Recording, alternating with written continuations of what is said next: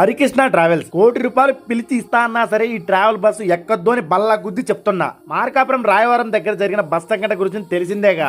అసలు ఫిబ్రవరి 28 నిజామాబాద్ నుండి ఎర్రగొండపాలెం మీదకి కలిగిరి వెళ్తున్న బస్సుకే జరగాల్సింది. కానీ అసలు ఏం జరిగిందంటే, నేను నా ఫ్యామిలీ మా చిన్న పాపకి అక్షరాభ్యాసం బాసరలో చేయించి బాసర నుండి నిజామాబాద్ కు వచ్చి అక్కడ నుండి హరికృష్ణ ట్రావెల్స్ బస్సు ఎర్రగొండపాలెంకి బుక్ చేసుకున్నా. ఆ టికెట్ డీటెయిల్స్ చూడండి. అయితే 7:25 సాయంత్రంకి బస్ టైమింగ్. రిలయన్స్ మార్ట్ దగ్గర పికప్.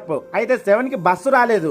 రెగ్యులర్ అప్పి ఆటో వచ్చి మాతో పాటు మిగతా ప్యాసింజర్ ని ఎక్కించుకొని 20 కిలోమీటర్ల దూరంలో, అది కూడా హైవే రోడ్డు మీద మమ్మల్ని అందరినీ ప్యాసింజర్ ని ఎక్కించుకున్నారు. ఇక్కడ ట్విస్ట్ ఏంటంటే, నేను నాన్ ఏసీ బుక్ చేస్తే ఏసీ బస్సు వచ్చింది. డ్రైవర్ గారిని అడిగా. అతను సార్ రామాయపేటలో బస్సు చేంజ్ అవుదాం, బస్సు ట్రబుల్ ఇచ్చింది అన్నారు. సర్లే అని రామాయపేటలో భోజనానికి ఆపి వేరే బస్ కి మారాలని అందరినీ రోడ్డు మీద గంట పైననే ఉంచిండు. సరేలే అడ్జస్ట్ అయ్యి మేము బుక్ చేసిన నాన్ ఏసీ బస్సు వస్తే ఎక్కాం. అలా 50 కిలోమీటర్లు వెళ్ళామా. అందరూ మంచి గాఢ నిద్రలో ఉన్నారు బాబాయ్. సడన్ గా డబా డబా డబా అని సౌండ్ వచ్చింది. నేను ఒక్కసారిగా బస్సులో టెన్షన్ తో అన్న బస్ ఆపండి అని కేకలు పెట్టా. ఆ బస్సు ఆపగానే అందరూ దిగారు. ఇక దిగి చూస్తే టైర్ పైన ఉన్న బెల్ట్ పేలిపోయి పైన మడ్గారికి అది అటు ఇటు టైర్ కొట్టుకొని రాపిడి జరిగింది.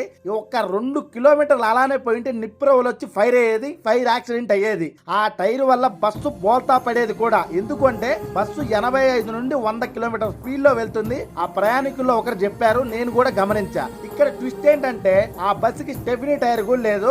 ఆల్మోస్ట్ ఈ బస్సు 1000 కిలోమీటర్లు ట్రావెల్ చేయాలి, తెలంగాణ నుండి ఏపీలో కలిగిరి వరకు. బిఫోర్ జర్నీ చిన్న సేఫ్టీ కూడా చెక్ లేదు. మెయిన్ ఈ బస్సుకి స్టెఫినీ టైర్ లేదు. వెనక చందు ట్రావెల్స్ ఉంటది, ముందు హరికృష్ణ ట్రావెల్స్ ఉంటది. బస్సు రిజిస్ట్రేషన్ ఏమో అరుణాచల్ ప్రదేశ్ లో. అసలు గవర్నమెంట్ ఆఫీసర్స్ ఈ బస్సుకి రోడ్డు మీద తిరగమని పర్మిషన్ ఇచ్చిన వాళ్ళని కూడా పనిష్ చేయాలి బాబాయ్. ప్రతి ఒక్కరు షేర్ చేయండి, ప్రతి ఒక్కరు రియాక్ట్ అవ్వండి. గౌరవనీయ ఆంధ్ర, తెలంగాణ, భారత ప్రభుత్వాన్ని దయచేసి ఇలాంటి బస్సులు మరియు ఇలాంటి బస్సు ఓనర్ల నిర్లక్ష్యాలని మీరు ఖచ్చితంగా యాక్షన్ తీసుకొని సమాధానం మరియు పరిష్కారం ఇవ్వాలని కోరుతున్నా.